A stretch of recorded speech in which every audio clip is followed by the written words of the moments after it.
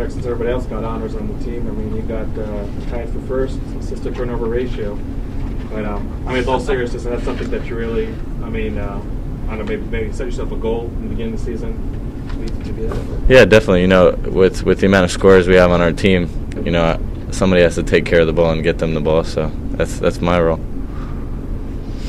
How nice is it to have your teammates recognize like that, James and Jeff's accomplishments this year? It's awesome, you know, especially for Jeff. You know, the way he finished off his senior year, the last 8 or 9 games, he's been maybe the best big man in the country. The way he's been playing, you know, for us, he's made all the difference to where we are right now. And of course, James, Pac-10 Player of the Year. It's a heck of an honor.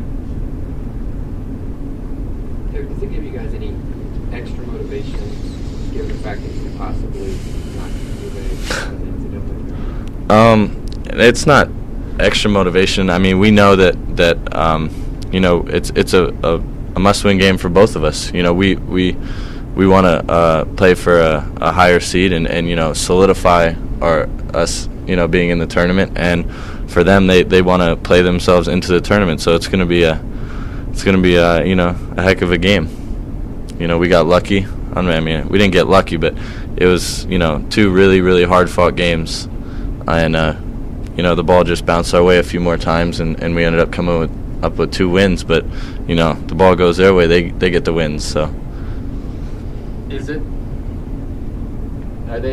Is there any similarities between where you guys were last year and where they are now going into the tournament?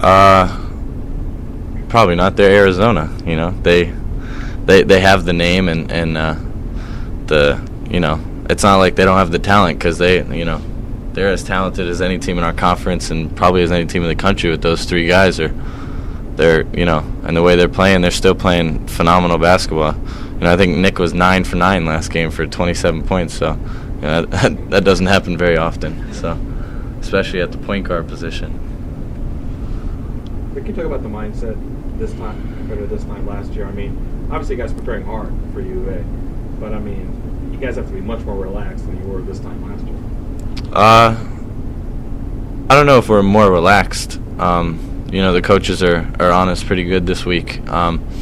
You know, because it's going to be a tough game. We know they're going to give us their best game of the year, and you know, for us to win, we're going to have to play our best game of the year, and so that's what we're preparing to do.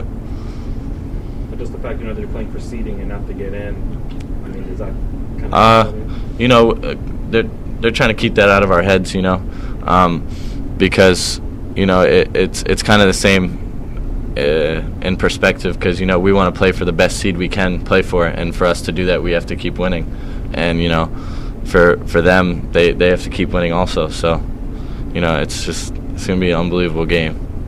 I mean, honestly, do you think you played USC in the Pac-10 Tournament last year? Do you think you were a little tight maybe for that game just because it had so much riding on it? Honestly, I don't really remember the game that much. Kind of tried to erase it from the memory, but so don't really have an answer. Is there a part of you that you can't believe March is here, or It's go faster, or can you? It's unbelievable. I feel like I just stepped on campus as a freshman, and now I'm 6 classes from graduating. It's like, where'd the time go? But you know, that's what happens when season starts. The time just starts to fly, and then you can't wait for it to come back. How will it affect you guys if Jamel can't go? You know, it's gonna hurt, but you know, losing any guys, since our bench is so short-handed, really hurts. But you know, if Ty can respond the way he did last game, and you know, Jaren can play well, I think we're gonna be okay. But you know, Jamel made some big shots, big plays last time against U of A. You know, so we're definitely gonna need to have guys step up and produce. You know, what we're missing with him out. They seem to pressure you guys a lot more in the second game. Was he helpful there too, just in terms of? Yeah, it's always, you know, more helpful for me to have a second guy who can really handle the ball. It takes a lot of pressure off me, and I know it takes pressure off him on the floor when I'm out there with him, because you know, he doesn't have to do it all by himself, and I don't have to do it all by myself. But you know, it's it's definitely going to be a tougher game without him because he brings so much to the defensive end also, and the way he's been shooting the ball as of late, he's been one of our better players, and it definitely hurts to lose a guy like that. But he'll be back. He'll be ready to go. You touched on this in different places, but everyone assumes or everyone says that it's really difficult to beat a team 3 times this season, and I don't think the statistics even show that. But why do you think it is? Why do people assume that it's tough to beat a team 3 times? Honestly, I don't know. I know Washington beat us 3 times my freshman year.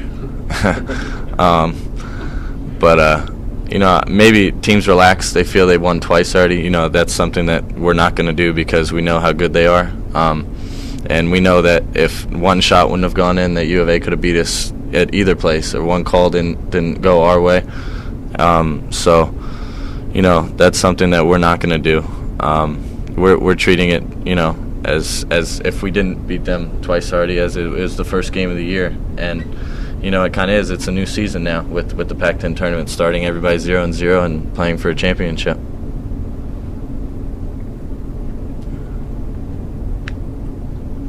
How different is it for you to play a game in the middle of the day, tip off at noon? How much does it throw off your schedule? Not really. The UCLA game was at noon, and I know the Cal game was at noon, and so, we've been pretty good earlier in the day this year. And Oregon? Oregon was at noon, so 3-0 at noon.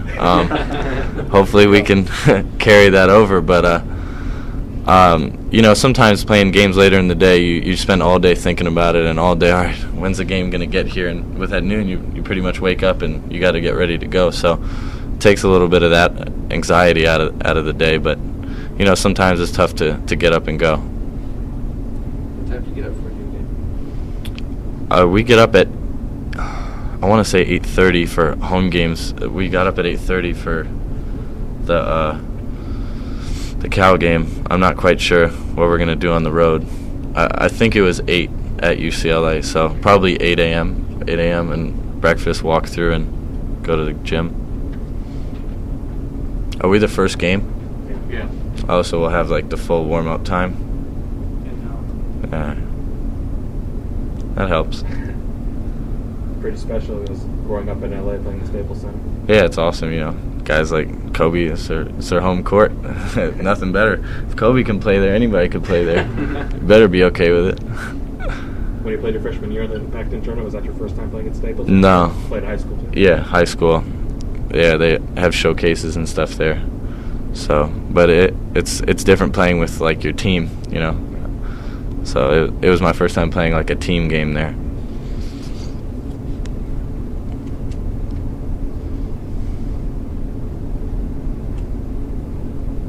Anything else? Thanks, Derek. Uh-huh.